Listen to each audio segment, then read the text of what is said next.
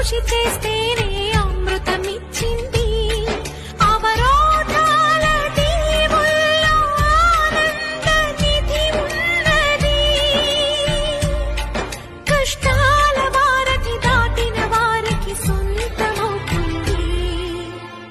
తెలుసుకుంటే సత్యమిది, తలచుకుంటే సాధ్యమిది.